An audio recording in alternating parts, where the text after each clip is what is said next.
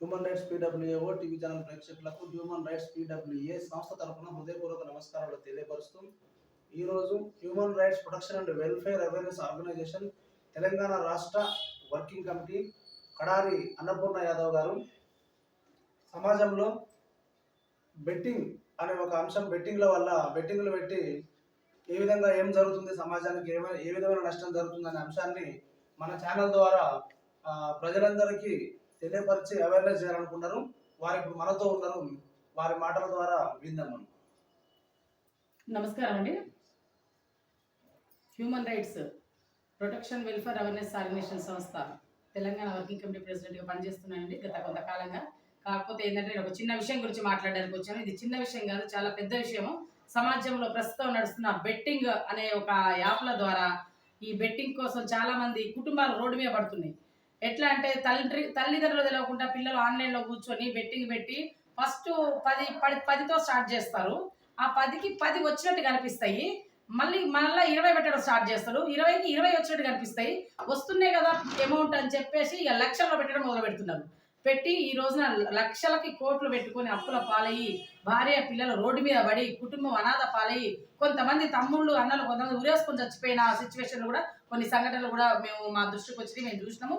ఎందుకు ఏమైంది తప్ప ఎందుకైందంటే ఒక తండ్రి ఇల్లు పొలాలు అమ్ముకొని రోడ్డు మీదకి వస్తున్నాడు. ఏందయ్యా ఎందుకైంది పెద్ద అని అడిగితే నా కొడుకు బెట్టింగ్ ఆడి ఇన్ని లక్షలు అప్పు చేసిండమ్మా ఏం చేయాలి నేను అనే పరిస్థితి నేను నా చెబుతారా కొన్ని విన్నా, నేను కొన్ని నా దృష్టికి కూడా వచ్చినాయి. అందుకని దీని గురించి మాట్లాడవచ్చారండి. దీనికి గవర్నమెంట్ చొరవ తీసుకొని ప్రభుత్వం ఈ బెట్టింగ్ యాప్లని ఇమ్మీడియట్లీ ఆఫ్ చేయాలి, దాన్ని రద్దు చేయాలి.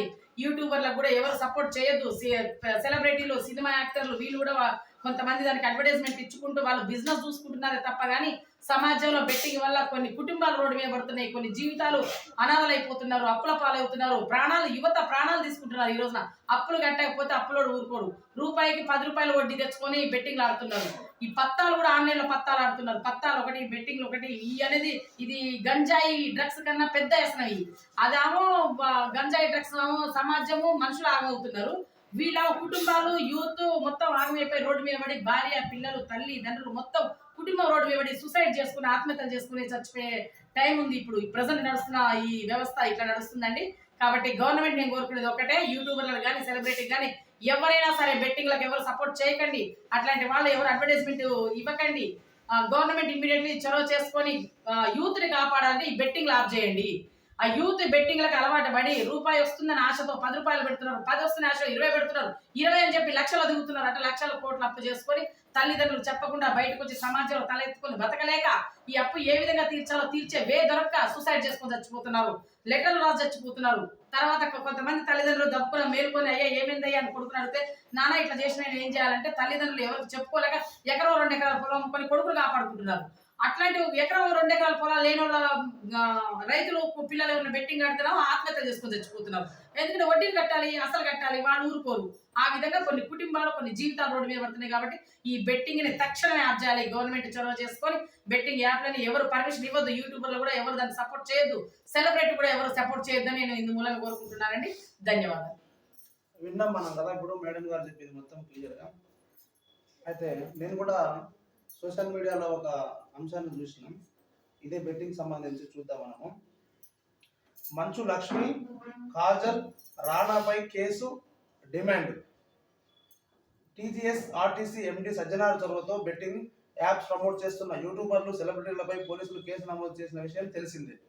నిన్న కూడా 11 మందిపై కేసు నమోదైంది. అయితే మంచు లక్ష్మి సైతం బెట్టింగ్ యాప్ ప్రమోట్ చేశారని విమర్శలు వస్తున్నాయి. బెట్టింగ్ యాప్ యాడ్స్లో నటించిన రాణా, కాజల్, ప్రకాష్ రాజులపై చర్యలు తీసుకోవాలని డిమాండ్ చేస్తున్నారు. వాస్తవంగా వీళ్ళు చేసే డిమాండ్లో న్యాయం ఉంది. మరి ఈ బెట్టింగ్ యాప్లు అనేవి కేంద్ర ప్రభుత్వమే చొరవ తీసుకొని దేశవ్యాప్తంగా పూర్తిగా ఈ యాప్లను బ్యాన్ చేయాలి.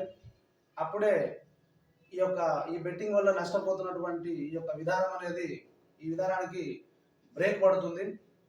ఈ యాప్లు మరి ఏదో కొన్ని రకాల పర్మిషన్స్తోనే, గవర్నమెంట్ పర్మిషన్ లేకుండా సాధారణంగా అయితే ఏ యాప్ కూడా బయటికి రాదు.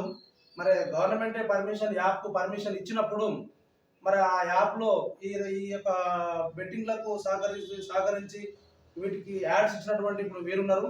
అయితే దీని మీద పూర్తిగా చట్ట పరిధిలో పూర్తిగా క్షుణ్ణంగా అవగాహన చేసి నిజంగా చట్ట పరిధిలో ఈ బెట్టింగ్ సంబంధించిన విషయాలకు యాడ్స్ ఇచ్చినటువంటి యొక్క సినీ ఫీల్డ్ నుంచి వచ్చినటువంటి యొక్క మంచు లక్ష్మి గారు ఇక్కడ అదే ప్రమోట్ చేస్తున్నాం. మంచు లక్ష్మి, కాజల్, రాణా అలాగే ప్రకాష్ రాజులపై చర్యలు అన్నారు. నిజంగా ఇది చట్ట విరుద్ధం అయితే తప్పకుండా వీళ్ళు ఇచ్చినటువంటి యాడ్ అనేది చట్ట విరుద్ధం అయితే కనుక 100% వీరి మీద కూడా కేసు చేయాలని చెప్పి మేము కూడా డిమాండ్ చేస్తున్నాం. Human rights protection and welfare awareness organisation తరఫున త్వరలో అసలు ఈ విషయం మీద నిజంగా వీళ్ళు ఈ విధంగా యాడ్ చేయడం అనేది చట్ట విరుద్ధమా కాదా అనేది పూర్తిగా మా లీగల్ అడ్వైజర్స్ ద్వారా మేము తెలుసుకొని వీలైతే మా సంస్థ నుంచి కూడా వీరిపైన మేము సంస్థ ద్వారా ఇది ప్రజలకు సంబంధించిన కనుక కోర్టులో మేము పిల్ వేయడానికి మేము కూడా సిద్ధంగా ఉన్నాం. కాబట్టి ప్రభుత్వాలు కూడా సహకరించి ఈ విధమైనటువంటి బెట్టింగ్ల నిర్వహణ జరగకుండా ఉండాలంటే ఈ యాప్లనే కంప్లీట్ గా క్లోజ్ చేస్తే బాగుంటుంది అనేది చాలా మంది భావిస్తున్నారు. కనుక ప్రభుత్వాలు చొరవ తీసుకొని ఇప్పటి వరకు ఈ బెట్టింగ్లలో పాల్గొన్న వారు ఎవరైతే ఉన్నారో వారందరిపైన చట్టపరమైన చర్యలు తీసుకొని ప్రజలను అప్పుల బాధ నుంచి ఈ బెట్టింగ్లలో ఉన్నటువంటి వారు ఎవరైతే ఉన్నారో వారందరినీ అప్పుల బాధ నుంచి తగ్గియాలి. ఎందుకంటే నిన్న కూడా ఈ 2-3 నెలలు కూడా పేపర్ స్టేట్మెంట్ లో చూడడం జరిగింది. మన హైదరాబాద్ లో కూడా ఈ బెట్టింగ్ వల్ల నష్టపోయి చాలా మంది చనిపోయారు. దేశంలో ఒక హైదరాబాదే కాదు చాలా దిక్కులో చాలా రాష్ట్రాలలో ఇలాంటి సన్నివేశాలు జరుగుతూనే ఉన్నాయి. గత కొంతకాలం నుంచి పేపర్లో రావడం జరుగుతుంది. ఈ మధ్య కాలంలో మాత్రం చాలా విపరీతంగా జరుగుతుంది ఈ యొక్క ప్రక్రియ అనేది. కాబట్టి ఈ యొక్క ప్రక్రియను ఆపాలని చెప్పి ప్రభుత్వాలను కోరుతున్నాం. థ్యాంక్ యూ, ధన్యవాదాలు.